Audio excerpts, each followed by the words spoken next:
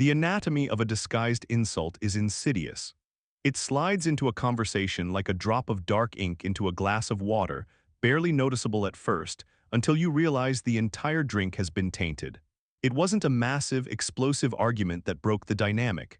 There was no shouting match in a rain-soaked parking lot, no dramatic throwing of drinks, no theatrical betrayal. It was a slow, grinding erosion that dragged on for the better part of a year. It was always the same guy and always the exact same pattern. Cormac. He had this uncanny ability to weaponize casual conversation.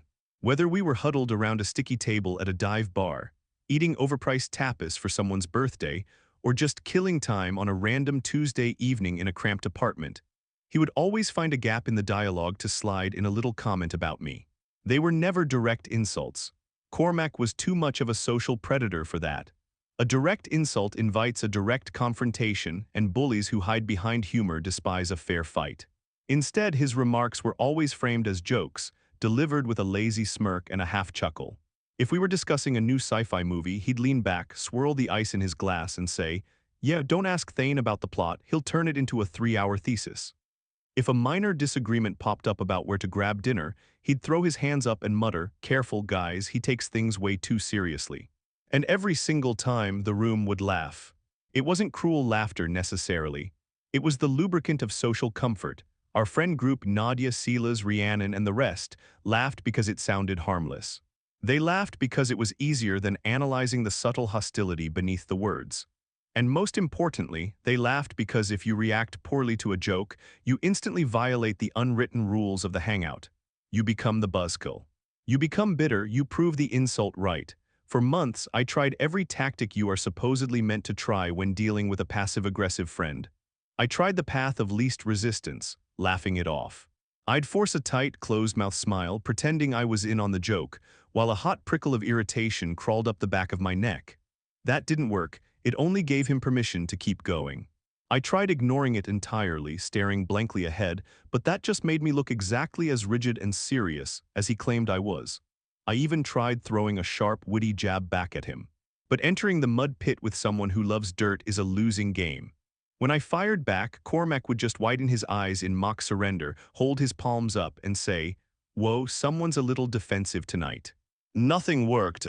The conventional wisdom failed because I was fundamentally misunderstanding the game. The jokes were never the actual point. The humor was just the vehicle. The point was the reaction. It was a tiny, easily digestible power trip. Cormac fed on the micro-dominance of getting a room full of people to laugh at someone else's expense, with him pulling the strings. He loved playing the role of the careless, witty provocateur, and over time, the group had subconsciously learned to expect it from him. He was the court jester, and I was the designated prop. The realization hit me during a muggy evening in late July. We were sitting on Silas's dilapidated balcony, the air thick with the smell of cheap citronella candles and stale beer. Cormac dropped another one of his signature lines, something about my inability to understand a simple anecdote. And as the predictable wave of chuckles rolled through the group, I didn't feel angry anymore. I felt entirely, perfectly clinical. I watched Cormac's face. I saw the brief, self-satisfied tightening of his jaw, the quick glance around the circle to collect his social currency. He didn't want to fight, he wanted a performance. So I decided to stop reading the script. The new tactic required total emotional detachment. I couldn't be annoyed, I couldn't be sarcastic, and I absolutely could not smile. I had to become a conversational black hole. The opportunity presented itself 2 weeks later. We were gathered in Nadia's living room for a casual game night. The television was muted in the background, casting a flickering, pale blue glow over the coffee table strewn with playing cards and half-empty soda cans. We were debating something entirely trivial, the rules of a specific card game perhaps. I made a calm observation about the scoring system. Cormac, lounging on the armrest of the sofa, immediately seized the opening. He let out a loud, exaggerated sigh. Wow, someone's incredibly sensitive about their points today. The group began their Pavlovian response. Silas smiled. Nadia let out a brief puff of air through her nose. The social machinery geared up to move past my expense. I stopped sorting my cards. I didn't sigh, I didn't roll my eyes, and I didn't raise my voice. I set the deck down on the glass table with a soft, definitive tap. I looked directly at him. My face was a mask of polite, mild confusion. What exactly did I say that sounded emotional? I asked. My voice was slow, level, and entirely devoid of sarcasm. I sounded like someone asking for the time. Cormac's smirk hitched for a fraction of a second. He wasn't used to the momentum stopping completely. He gave a quick, dismissive wave of his hand. Dude, relax. It's just a joke. I didn't blink. I leaned forward just a fraction, keeping my gaze locked on his eyes. Okay, I said, my tone remaining perfectly flat. Can you explain which part is funny? I didn't get it. The silence that followed was instant and heavy. It was as if someone had yanked the power cord on a running vacuum cleaner. The ambient noise of the room, the distant hum of the refrigerator, the faint murmur of traffic outside, suddenly amplified. At first, the room actually laughed a little harder, but the quality of the sound had changed. It wasn't the easy laughter of social bonding. It was jagged, nervous, and entirely uncomfortable. It was the sound of people realizing they had stepped into an elevator right as the cables snapped. Cormac shifted his weight. The casual drape of his arm over the sofa suddenly looked stiff and unnatural. He tried to save it. He reached for his old toolkit, trying to weave a new layer of humor over the sudden awkwardness. Come on, man, you know what I mean. You're always analyzing everything. It's a classic Thane moment. He talked a little faster than usual.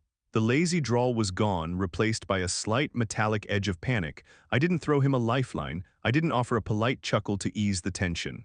I just sat there waiting. When he finished speaking, I let the silence hang for 3 full seconds. 1, 2, 3. What do you mean by that? I asked, tilting my head slightly. Can you be more specific? Jesus, man, it's not that deep, Cormac shot back, his face flushing a dull, mottled red. The smirk had entirely vanished.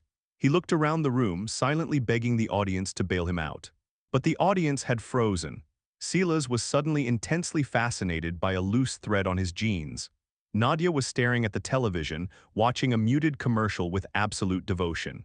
I still don't see the joke, I continued, my voice calm, almost gentle, pressing down on the bruised ego of the room. You said it was a joke. I want to laugh too. Explain the punchline to me. You know what I mean, he muttered, picking up his soda can and staring at the aluminum tab. No, I answered, keeping my voice utterly devoid of malice. I really don't. The ensuing silence was a physical weight. You could have poured it into a mold. The power dynamic of the entire room shattered and fell to the floor in microscopic pieces. Cormac had built his entire persona on the assumption that we would all play along to avoid making things weird. By choosing to actively embrace the weirdness, by leaning into the discomfort instead of running from it, I had entirely disarmed him. The laughter was dead. The social currency was bankrupt. Eventually, Rhiannon cleared her throat loudly and asked if anyone wanted to order a pizza. The conversation violently pivoted, leaving Cormac stranded on an island of his own making. That night was the turning point, but the true victory lay in the consistency. Over the next few weeks, Cormac tried to test the waters a few more times. A parasite doesn't give up its host after just one failed meal. The next incident happened at a local coffee shop. The morning sun was pouring through the large glass windows, illuminating the dust motes dancing in the air. We were talking about weekend plans. I mentioned I couldn't make it to a gathering because I had promised to help a neighbor move some furniture. Cormac, nursing a dark roast, slid right into the groove. Of course. The martyr complex strikes again. He looked around, waiting for the polite chuckles. They didn't come. The group had learned. They knew what was about to happen, and nobody wanted to be caught in the blast radius of the awkwardness.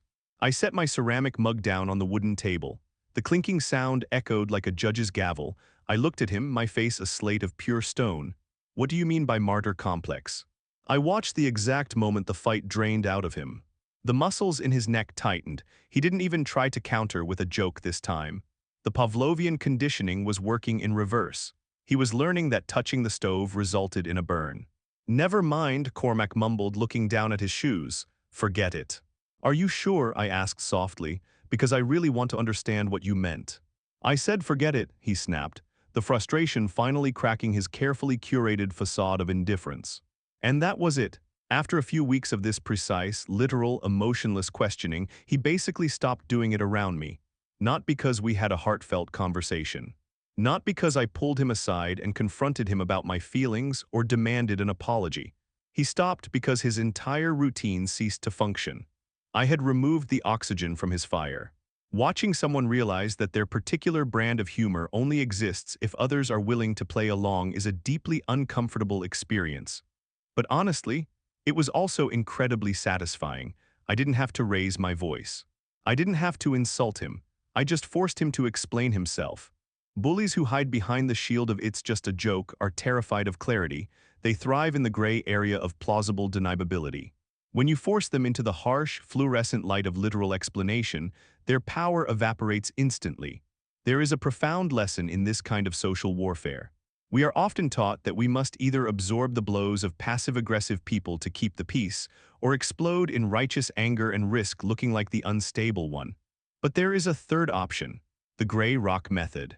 The literal interpretation. You don't have to fight the fire, you just have to starve it. If you have someone in your life who constantly chips away at your dignity under the guise of being funny, stop playing your assigned role. Stop providing the polite laughter. Ask them to explain the joke. Watch them squirm under the weight of their own words. If you've ever dealt with a friend like this, someone who hides their hostility behind a smirk, I want to hear about it. Drop your story in the comments below and let me know how you handled it. Did you confront them, or did you let the silence do the talking?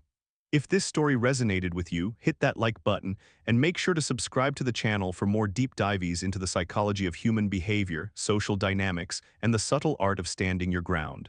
Turn on the notification bell so you never miss a video. Until next time, remember, you are never obligated to laugh at your own expense.